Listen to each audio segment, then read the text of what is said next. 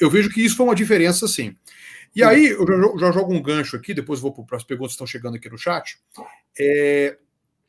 Essa pergunta é inevitável, professor. É inevitável, tá? Eu sei que às vezes a gente fica assim, de novo vou ter que responder essa pergunta, mas ela é inevitável. Porque, assim, temos aqui dois exemplos, né, da América Latina que sempre aparecem na imprensa, enfim, seja uma imprensa mais conservadora ou mais progressista, que envolvem dois países, Cuba e Venezuela, tá? Acaba sendo, essa pergunta é obrigatória, não tem como não fugir dela, tá certo?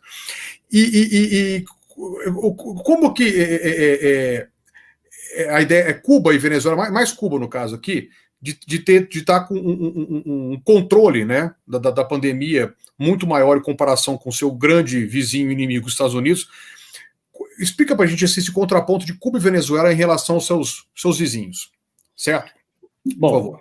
Da Venezuela, eu acho que a gente não tem dados para poder dizer que está funcionando. Pelo contrário, as notícias que chegam por outros canais falam, inclusive, de uma perseguição, né? Ou seja, o caso venezuelano é um caso bastante complexo para ser analisado e não há confiabilidade nas informações que partem da Venezuela. A crise, a fome, e acho que esse é um ponto para a gente voltar daqui a pouco na conversa, mas a crise que já está na América Latina, ela foi ampliada, né? Ela se tornou mais grave ainda no contexto em que a América Latina já está. Então, todos os países já passavam por crises econômicas, todos, né? Nós estávamos, todo o continente, numa crise econômica e crise política, que a gente vai poder explorar isso daqui a pouco em vários desses países, com crises bastante notáveis, né, Bolívia, Chile, assim por diante, e o caso da Venezuela é o caso mais grave desse processo, que aí tem uma polêmica bastante complexa, e a minha leitura a respeito é bastante dura em relação à experiência política que é vivida lá. Eu acho que trata-se sim de uma ditadura, apesar de várias pessoas e pensamentos, tem um bloqueio, mas a maneira da reação que está sendo produzida ali é evidentemente um traço, como o próprio Mujica já tinha advertido, de que havia a tendência de instaurar-se ali uma ditadura.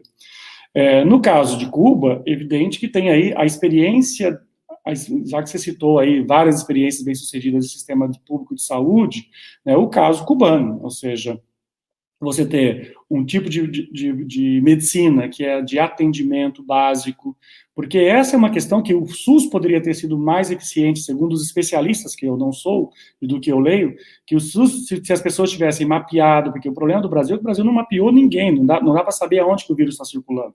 A gente só sabe que o número cresce, mas a gente não sabe para poder fazer, então, para poder fazer o isolamento e essas questões todas, você tem que ter alguns outros instrumentos.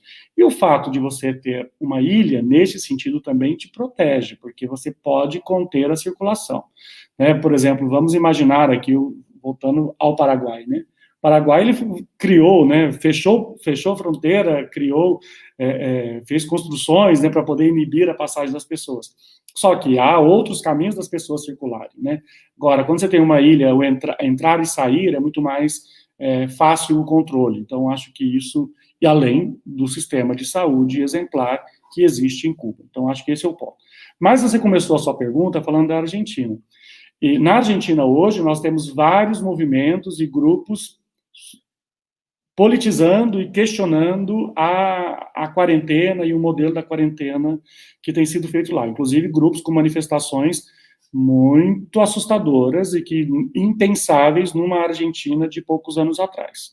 Né? Então, do ponto de vista de características visivelmente fascistas, se a gente puder, com uma certa liberdade do termo, para poder aplicar a esse contexto. Tá?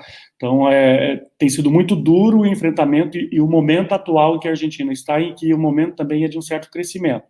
Mas, de qualquer maneira, de fato, se a gente pegar a população da Argentina, multiplicar por 5, né, 40 milhões de habitantes, vai dar aproximadamente a população do Brasil. Né? Se a gente multiplicar o número estou aqui com a cola, porque eu não saberia esses números, 7.800 pessoas, vou arredondar para 8 mil, porque daria no máximo 40 mil mortos. Né? É alto, mas bem menos, ia ser 1/3 do que o Brasil tem aproximadamente no atual momento. Então, só para a gente ver que como a postura do governante pode, sim, interferir e mudar esse quadro.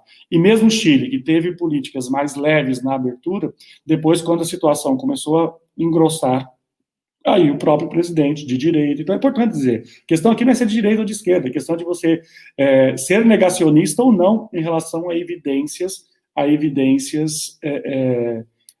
de saúde, né? Nós estamos num quadro de pandemia.